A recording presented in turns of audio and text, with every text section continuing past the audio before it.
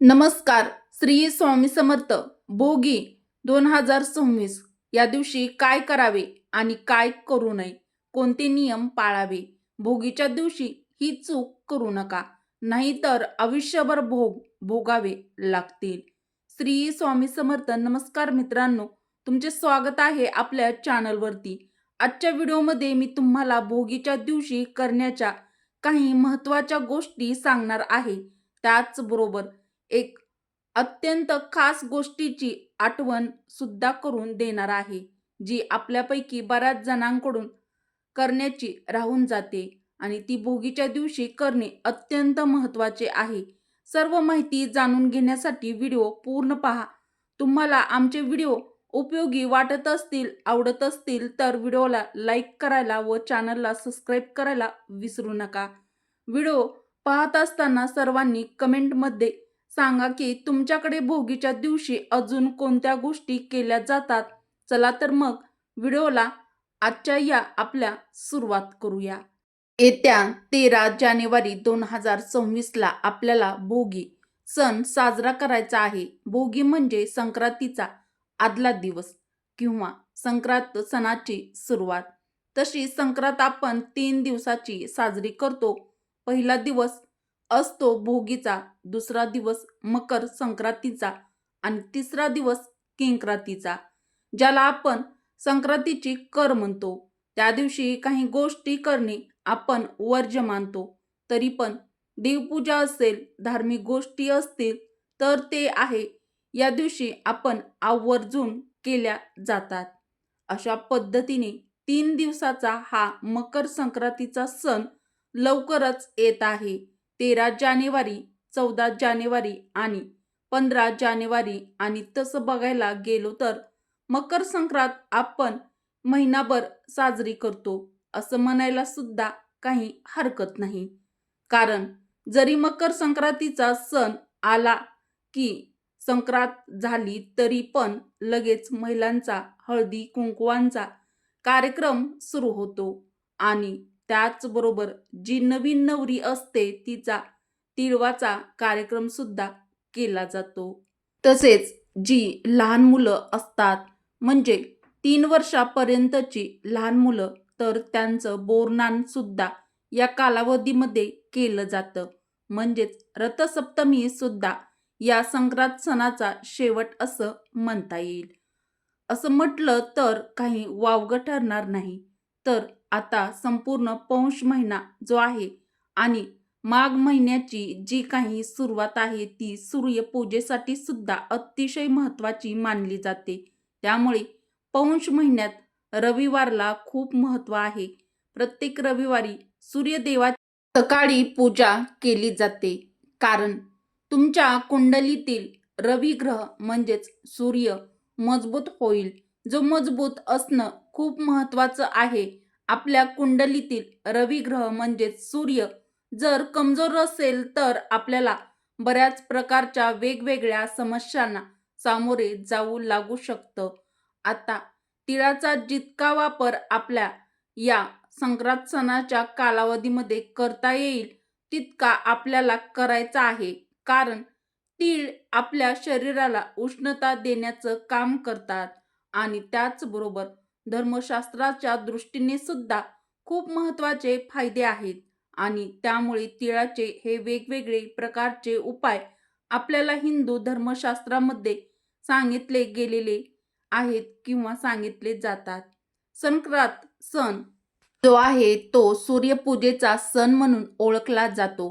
पौष महिना हा सूर्यपूजेचा महिना म्हणून ओळखला जातो. पौष महिन्यातील दर रविवारी सूर्यनारायणाचं व्रत किंवा ज्याला आदित्य रानूबाई व्रत म्हणतात तर ते सुद्धा करण्याची पद्धत आहे. 13 जानेवारीच्या दिवशी भोगी सण आहे. भोगीचा दिवस असेल तर मग आपल्याला लवकर उठायचं आहे. तीळयुक्त पाण्याने स्नान करायचं आहे. त्याचबरोबर आपल्या पिण्याच्या पाण्यात किंवा देवांना स्नान घालण्याच्या पाण्यात आपल्याला खाद्यपदार्थामध्ये त्याचबरोबर देवाला आपण जो काही दिवा लावतो किंवा या दिवशी आपण ज्या ज्या ठिकाणी दीपदान करतो त्या प्रत्येक ठिकाणी म्हणजे दिव्यातील तेलामध्ये सुद्धा आपल्याला पांढरे तीळ टाकायचे आहेत किंवा तिळाचं तेल असेल तर ते आपण या दिवशी देवपूजेमध्ये वापरलं तर नक्कीच आपल्याला त्याचे चांगले लाभ होतील. ज्यांना देवपूजेसाठी तिळाचं तेल मिळणार नाही किंवा जे आपलं घरातील तेल वापरत असतील तर मग तुम्ही दिव्यामध्ये पांढरे तीळ टाकू शकता आणि अशा पद्धतीने तुमचा तीळयुक्त तेलाचा देवासमोर दिवा प्रज्वलित ठेवायचा आहे. यामुळे सुद्धा तुम्हाला चांगल्या प्रकारचे लाभ होतील. भोगीच्या दिवशी आपण जी काही भाजी करतो त्यामध्ये बऱ्याच प्रकारच्या भाज्या मिक्स केल्या जातात. जसे की वांगी, वाल, पावटा, फ्लावर, गाजर, वाटाणा, बटाटा किंवा हरभरा. जसा भाग बदलला तसं या भाज्यामध्ये बदल होतो. पण या भाजीला आपण लेकरुवाळी भाजी किंवा बाराबापाचं कालवण किंवा बारागावचं कालवण म्हणून ओळखलं जातं. ही भाजी यासाठी खाल्ली जाते की येणारा जो काही उन्हाळा आहे तर तो आपल्याला बाधत नाही किंवा मग जी भोगीची भाजी खातो तर त्याला कोणत्याही प्रकारचं आजार जडत नाही. मग वर्षभरात आपण बऱ्याच वेळा आजारी पडतो. वेगवेगळ्या कारणामुळे तर आजारी पडण्याचं प्रमाण सुद्धा कमी होतं. त्यामुळे मिक्स भाजी किंवा लेकरुवाळी भाजी किंवा तीळयुक्त बाजरीची भाकरी ती सुद्धा बाजरीची भाकरी किंवा तीळ लावलेली भाकरी किंवा जे काही तुम्ही बनवता तर तेच तुम्हाला खायचं असेल तर उपवास सोडायला तुम्ही सूर्यास्ताच्या आतच जेवण करून खाऊ शकता. पण ही भाजी खायला मात्र अजिबात विसरायचं नाही. तुम्ही या दिवशी उपवास करणार असाल तर मग तुमच्याकडे भोगीची भाजी वगैरे काही सकाळी तुम्ही केलेलीच असेल तर मग संध्याकाळी का होईना उपवास सोडताना तुम्हाला ही भाजी भाकरी खाऊनच उपवास सोडायचा आहे. या दिवशी म्हणजेच भोगीच्या दिवशी पितरांना आठवण करणं किंवा पितरांच्या नावाने दान करण्याला सुद्धा विशेष असं महत्त्व आहे.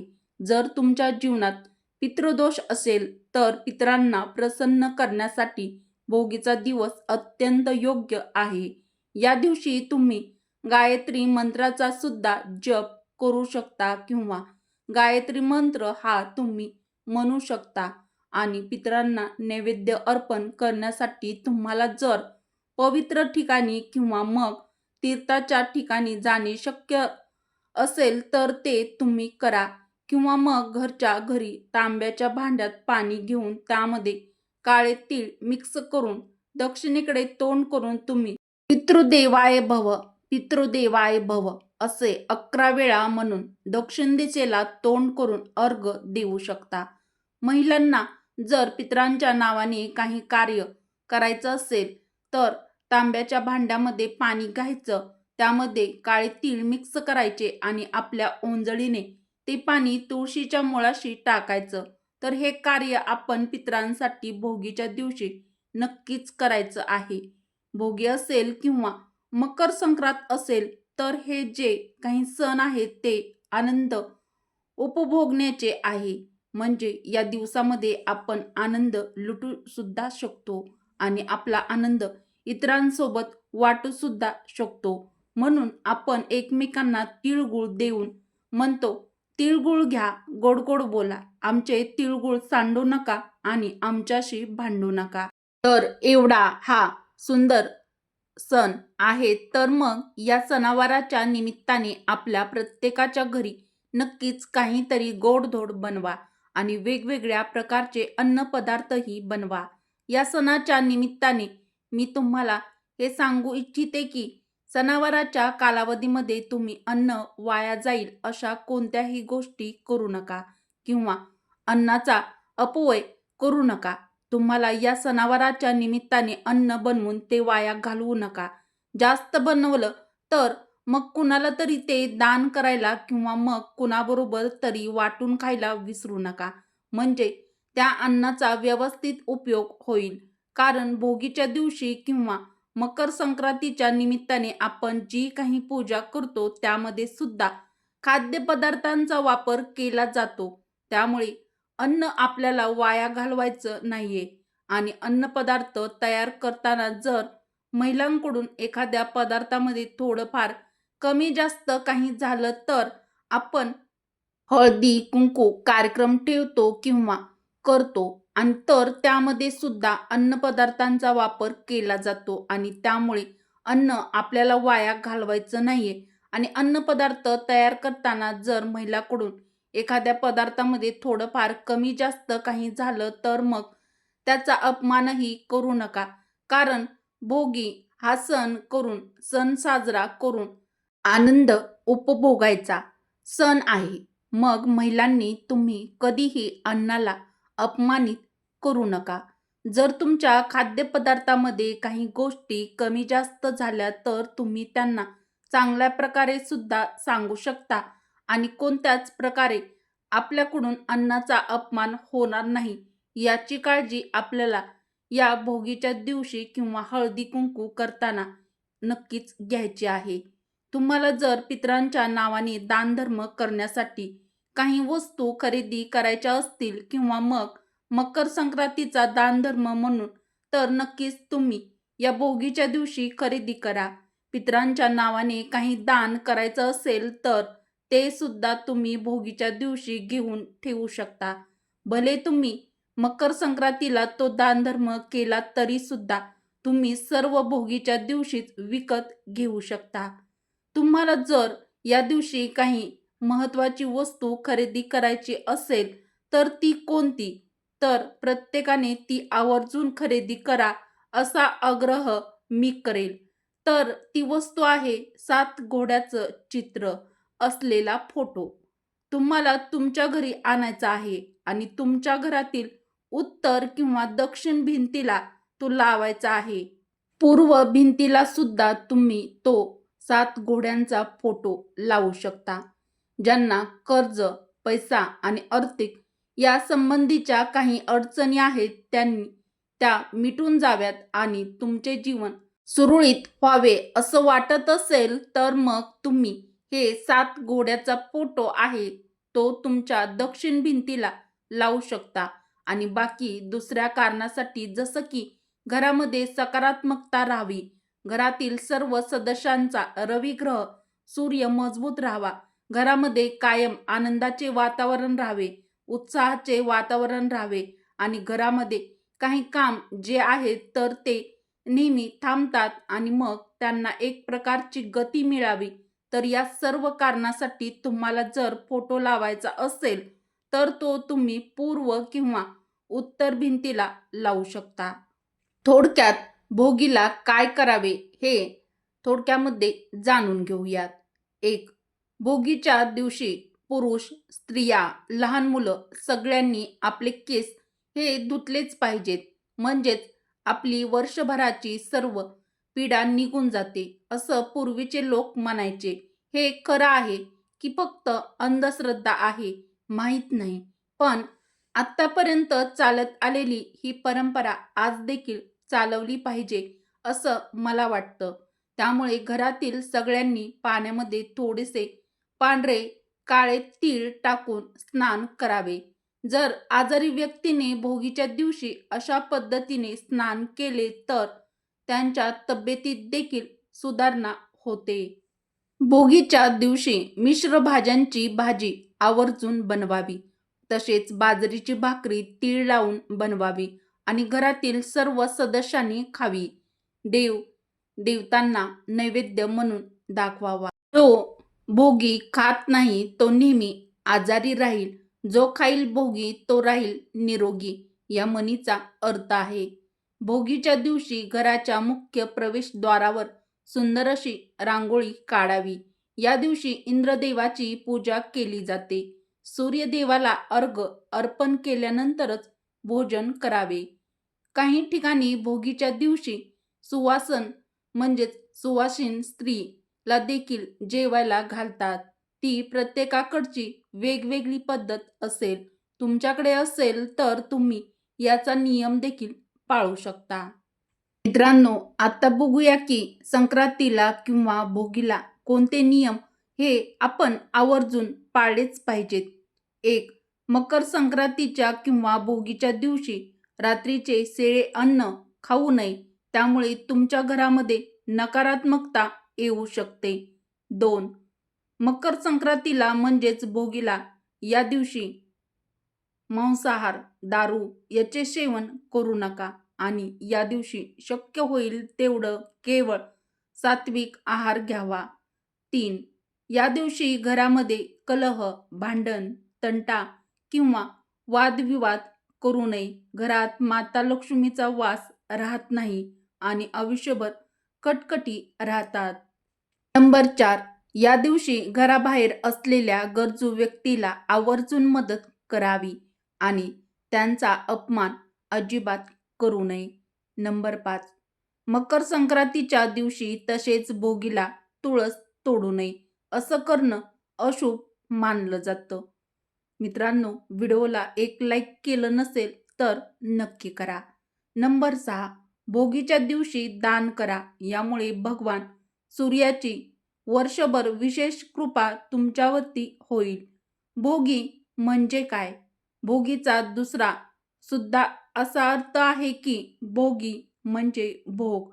आपण देवाला जेवण्यापूर्वी नैवेद्य देतो त्याला आपण भोग असे म्हणतो. मित्रांनो, भोगी देणं म्हणजे नेमकं काय? तर या दिवशी आपण देवाला किंवा आपल्या प्रियजनांना म्हणजेच सुवासिनीला विशिष्ट असे पदार्थ जेवायला बोलावून त्यांना जेवू घालतो किंवा शक्य नसल्यास ते पदार्थ घरी देतो आणि त्यांना आज भोगी देणे असं सुद्धा म्हणतात. भोगी का साजरी करतात? तर या दिवशी इंद्राची पूजा केली जाते. कारण इंद्रदेवाने पृथ्वीवर उदंड खूप सारे पीक मिळावे म्हणून प्रार्थना केली होती अशी आख्यायिका आहे आणि यामुळे त्या वर्षी शेतामध्ये खूप सारे पीक पिकले होते. असेच पीक वर्षानुवर्ष पिकावे. भोगीच्या दिवशी हीच प्रार्थना सर्व शेतकरी बंधू इंद्रदेवाला प्रार्थना करतात. काही राज्यामध्ये लहान होळी पेटवून त्यामध्ये वस्तूची आहुती देखील दिली जाते. बाजरी आणि तिळामध्ये उष्णता असल्याने या दिवशी तीळ लावलेल्या बाजरीची भाकरी आणि भोगीची भाजी खाण्याची पद्धत आहे. तसेच भोगीची भाजी तिळाचा कूट घालून केली जाते आणि या पदार्थामध्ये उष्णता घेऊन शेतकरी पुन्हा वर्षभर कामाला लागतो. यामुळे शेतकऱ्यासाठी हा सण अत्यंत महत्त्वाचा असून हा सण बऱ्याच व्यक्ती साजरा देखील करतात. तसेच या दिवशी जुन्या वाईटांचा त्याग करून चांगल्या गोष्टी अंगीकारल्या जातात. तर मैत्रिणींनो, भोगीच्या दिवशी या गोष्टी तुम्ही आवर्जून कराव्यात.